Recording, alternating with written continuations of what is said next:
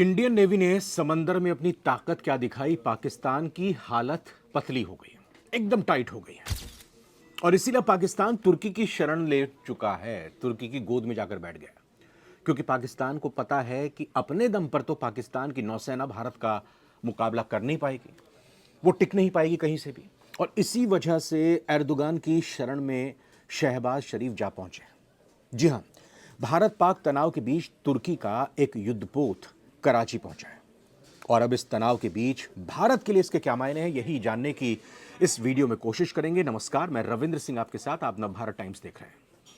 पहलगाम में जिस तरह से आतंकी हमला हुआ और उसके बाद भारत और पाकिस्तान के बीच तनाव बढ़ता जा रहा है और युद्ध के बादल मंडरा रहे हैं। ऐसे समय में तुर्की साफ साफ पाकिस्तान की सैन्य मदद करता हुआ दिखाई दे रहा है, खुलेआम करता हुआ दिखाई दे रहा है।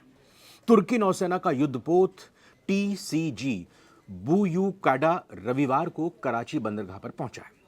ये जो हमने बताया टीसीजी बुयूकाडा, ये इस युद्धपोत का नाम है। इससे कुछ ही दिन पहले तुर्की वायुसेना का एक C-130 विमान भी कराची में उतरा था। तुर्की के युद्धपोत के 7 मई तक कराची में खड़े रहने की बात कही जा रही है। इस युद्धपोत का आना तुर्की के राजदूत डॉक्टर इरफान नेजुरोगलू और पाकिस्तान के प्रधानमंत्री शहबाज शरीफ के बीच हुई बैठक के बाद लिया गया फैसला बताया जा रहा है। तुर्की के राजदूत ने पाकिस्तान के साथ तुर्की की एकजुटता की पुष्टि की थी। अब ये तुर्की का कॉर्वेट, तुर्की का युद्धपोत कराची क्यों आया है? दरअसल पाकिस्तान की सेना ने कहा है कि तुर्की का कॉर्वेट कराची पोर्ट पर दोनों देशों के बीच समुद्री सहयोग मजबूत करने के लिए आया है। वो साफ साफ तो ये कहेंगे नहीं कि भारत के खिलाफ पाकिस्तान की मदद करने के लिए आया है। इसीलिए उन्होंने इस तरह के शब्दों का, ये जो कहें कि डिप्लोमेसी में जो भाषा होती है, जो बात होती है, जो बयान होते हैं, उसी का इस्तेमाल किया। ये भी बताया गया कि इस युद्धपोत का उद्देश्य दोनों नौसेनाओं के बीच आपसी समझ को, तालमेल को बढ़ाना है। तुर्की के अधिकारियों ने भी इस यात्रा को सद्भावनापूर्ण कदम बताया है। हालांकि युद्धपोत के आने के समय को लेकर, यानी उसकी टाइमिंग को लेकर और उसके पर्पस को लेकर जानकार चिंता भी व्यक्त कर रहे हैं। बताया जा रहा है कि तुर्की पाकिस्तान को सैन्य मदद कर रहा है। तुर्की के युद्धपोत टीसीजी बुयूकाडा के बारे में खास बातें भी आपको बता देते हैं। दरअसल ये जो युद्धपोत है टीसीजी बुयूकाडा, ये तुर्की नौसेना द्वारा चलाए जा रहे पनडुब्बी रोधी युद्ध यानी एएसडब्ल्यू कॉर्वेट की एडा क्लास श्रृंखला का दूसरा जहाज है। इसे 2013 में तुर्की की नौसेना में शामिल किया गया था, यानी नया है, ये लेटेस्ट है, बहुत ज़्यादा पुराना नहीं है। इन जहाज़ों को समुद्र की सतह पर होने वाली लड़ाई, पनडुब्बी के खिलाफ जंग और गश्ती मिशंस के लिए डिज़ाइन किया गया है।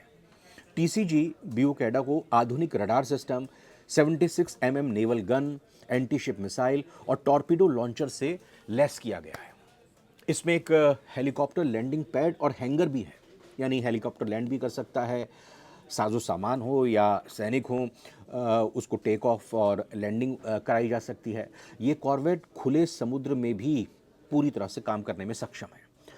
अच्छा, इस बीच ये भी जानना ज़रूरी हो जाता है कि ग्लोबल फायर पावर इंडेक्स की जो सूची है, जो ग्लोबल फायर पावर इंडेक्स एक इंटरनेशनल संस्थान है जो तमाम दुनिया के देशों की क्षमता को बताता है। ये बताता है कि उसकी सैन्य क्षमता कितनी है। 2014 की सूची में तुर्की की सेना को दुनिया भर में 8वें नंबर पर जगह मिली है। अब क्या युद्धपोत का यहाँ पाकिस्तान में कराची में पहुंचना भारतीय नौसेना के लिए चिंता का विषय है क्या? दरअसल तुर्की का ये युद्धपोत ऐसे समय में कराची पहुंचा है जब भारत और पाकिस्तान के बीच तनाव बढ़ा हुआ है। इंडियन नेवी के युद्धपोत भारत की समुद्री सीमा की निगरानी कर रहे हैं। ऐसे में किसी दूसरे देश के युद्धपोत के पाकिस्तान पहुंचने पर इंडियन नेवी की बारीक नजर है। तुर्की का जो कॉर्वेट कराची पहुंचा है उसे पनडुब्बियों का पता लगाने और उन्हें नष्ट करने के लिए डिजाइन किया गया है। ये अपनी रेंज में आने वाली पनडुब्बी की जानकारी पाकिस्तान को दे सकता है, यानी कि अगर ये कराची में पोर्ट में मौजूद है और चूंकि कहा यही जा रहा है कि 7 मई तक इसकी मौजूदगी रहेगी, तो ये भारत की जो नेवी की मूवमेंट है, भारत की तरफ से जो पनडुब्बी वहाँ से गुजर रही हैं, यहाँ पर तैनात की गई हैं, तो उसकी जानकारी ये दे सकता है। और इस बात की भी संभावना है कि ये इंडियन नेवी के बारे में पूरी जानकारी पाकिस्तान को देकर पाकिस्तान की नौसेना की मदद करेगा। अब तुर्की और पाकिस्तान के संबंध कोई नए नहीं हैं। इनके बीच में पुराने रक्षा संबंध रहे हैं। तुर्की और पाकिस्तान के बीच रक्षा संबंध इस तरीके के रहे हैं कि दोनों देश एक दूसरे की मदद करते रहे हैं, दोनों देश एक दूसरे के साथ सैन्य अभ्यास में शामिल होते रहे हैं और दोनों देशों ने हाल ही में अतातुर्क 13 नाम का एक जॉइंट एक्सरसाइज भी की थी, एक संयुक्त अभ्यास भी किया था। इसमें दोनों देशों की सेनाओं ने अंतर संचालन पर केंद्रित संयुक्त अभ्यास किया था। साल 2022 की बात है जब पाकिस्तान ने 4 मिलजेम क्लास कॉर्वेट के प्रोडक्शन के लिए तुर्की के साथ समझौते पर साइन किया था। यानी दोनों देशों ने मिलकर समुद्री जहाज बनाने के लिए एक समझौता किया था, करार किया था। अब 2 जहाज़ों का निर्माण इस्तांबुल में और बाकी 2 का निर्माण जो है वो कराची शिपयार्ड में किया जाना है इस समझौते के तहत। अब इनमें से एक PNS बाबर का जो प्रोडक्शन है वो कंप्लीट हो चुका है। कराची पहुंचने से पहले ये TCG बुयोकाडा ने अपने रीजनल क्षेत्र में तैनाती के तहत ओमान और मलेशिया का दौरा भी किया। तुर्की के अधिकारियों ने कहा है कि ये तैनाती नियमित है, इसमें भारत के लिए कोई परेशानी वाली बात नहीं है, ये एक रूटीन है और समुद्री पहुंच का ये एक हिस्सा है और पाकिस्तान और तुर्की इस तरह से मिलकर पहले भी काम करते रहे हैं। लेकिन भारत और तुर्की के बीच तनावपूर्ण संबंध लगातार बने रहे हैं। भले ही मानवीय आधार पर भारत की तरफ से तुर्की की मदद की गई हो, लेकिन भारत और तुर्की के संबंध हाल के सालों में उतार चढ़ाव बढ़े हैं। ऐतिहासिक रूप से दोनों देशों के बीच सांस्कृतिक और व्यापारिक जुड़ाव तो रहा है, लेकिन कश्मीर के मुद्दे पर तुर्की के रुख को लेकर भारत ने कई बार आपत्ति दर्ज कराई है। कश्मीर को लेकर तुर्की की तरफ से अगर बात की जाए तो तुर्की के राष्ट्रपति एर्दोगान ने संयुक्त राष्ट्र जैसे मंचों पर कश्मीर मुद्दे को उठाया, पाकिस्तान का सपोर्ट किया, भारत का विरोध किया, जिसे भारत की तरफ से लगातार खारिज किया गया और कहा गया कि ये भारत का इंटरनल मामला है, ये दोनों पक्षों का मामला है, इसमें किसी तीसरे को कूदने की ज़रूरत नहीं है। और तुर्की के बार बार पाकिस्तान का फेवर करने और कश्मीर को लेकर दिए जाने वाले बयान को लेकर ही भारत और तुर्की के संबंधों में लगातार कड़वाहट आई। हालांकि दोनों देश यानी भारत और तुर्की व्यापार की बात कर लें या टूरिज्म की बात कर लें या एजुकेशन की बात कर लें, इन सेक्टर्स में दोनों देशों के बीच कई सारे काम हुए हैं। लेकिन बात जब भारत और पाकिस्तान के संबंधों की आती है तो तुर्की का झुकाव हमेशा लगातार भारत के खिलाफ और पाकिस्तान के फेवर में दिखाई दिया है। अब तुर्की को लेकर सवाल उठना लाजमी है और इससे पहले भी तुर्की भारत के खिलाफ कई कदम उठा चुका है। कश्मीर की तो हमने बात ही की। पिछले हफ्ते ही तुर्की की तरफ से अपनी एयरफोर्स के उच्च अधिकारियों को, हायर ऑफिशियल्स को पाकिस्तान भेजा गया था। हालांकि तुर्की ये साफ कर चुका है कि पाकिस्तान के भारत के साथ तनाव के बीच उसने किसी भी तरह का ऐसा कदम नहीं उठाया है जिससे भारत को परेशानी में आना चाहिए या भारत को सवाल खड़े करने चाहिए। लेकिन पाकिस्तान की तरफ से कुछ अलग ही बयानबाजी सामने आ रही है। पाकिस्तान बार बार ये बता रहा है, जता रहा है कि तुर्की उसकी खुलकर मदद कर रहा है।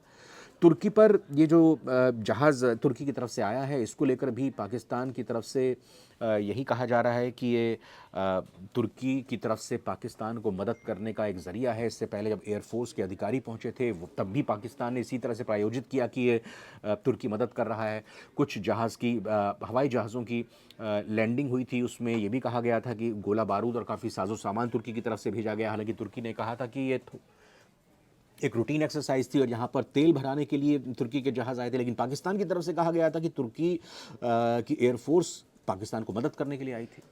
तो ये दोहरा चरित्र, दोहरा चेहरा तुर्की का भी और पाकिस्तान का भी साफ साफ सामने आ रहा है। तुर्की का ये कहना है कि TCG बुयोकाडा की कराची यात्रा जो हुई है, यानी कराची में जो पहुंचा है, सिर्फ और सिर्फ पाकिस्तान के साथ समुद्री सहयोग बढ़ाने के लिए है। ये एक सद्भावना के तौर पर एक यात्रा है। और भारत में तुर्की में जब विनाशकारी भूकंप आया था तब विमानों के जरिए मेडिकल टीमें और राहत सामग्री भेजी गई थी तुर्की में। भूकंप में 5000 लोग मारे गए थे तुर्की में।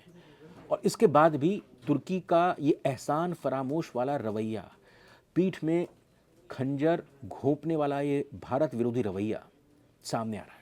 याद होगी आपकी वो तस्वीरें जब भारत का नर्सिंग स्टाफ तुर्की में पहुंचा था। तुर्की के लोग गले मिल रहे थे भारत के तमाम स्टाफ से, बता रहे थे कि भारत जैसी सेना, भारत जैसे मेडिकल स्टाफ कहीं नहीं मिला।